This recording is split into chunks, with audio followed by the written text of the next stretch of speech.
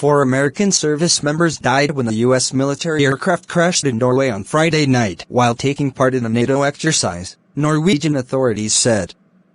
The crew of 4 were on a training mission in Nordland County when their aircraft crashed on the way to Bodø, on a peninsula in the Norwegian Sea, north of the Arctic Circle, the Norwegian Armed Forces said in a statement Saturday. Rescuers arrived at the site overnight as local weather forecasts warned of strong winds, heavy rain and a risk of avalanches. The search and rescue operation found what was an accident site.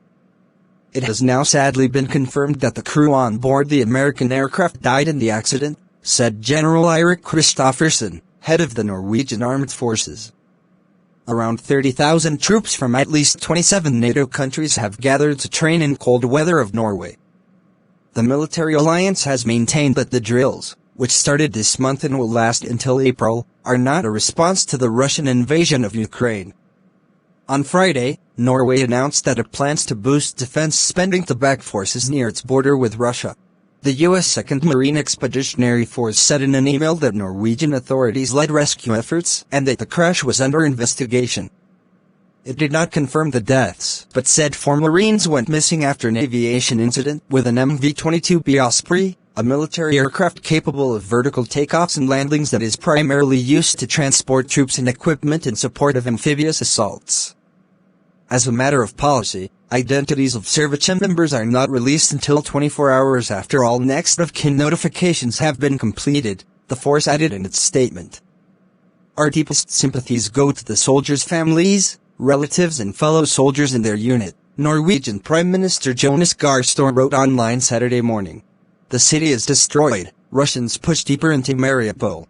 Russian forces have pushed deeper into Ukraine's besieged and battered port city of Mariupol, where heavy fighting shut down a major steel plant and local authorities pleaded for more help.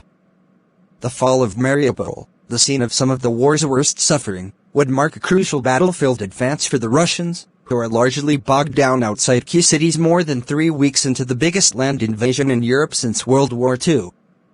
Children, elderly people are dying.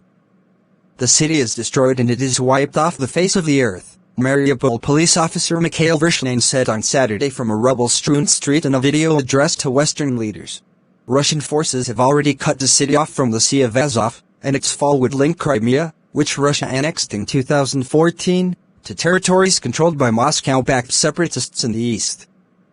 There is street fighting in the city center, Vadim Boychenko, the mayor of Mariupol, was quoted as saying by the BBC. There are tanks and artillery shelling, and all kinds of weapons fired in the area. Our forces are doing everything they can to hold their positions in the city, but the forces of the enemy are larger than ours, unfortunately.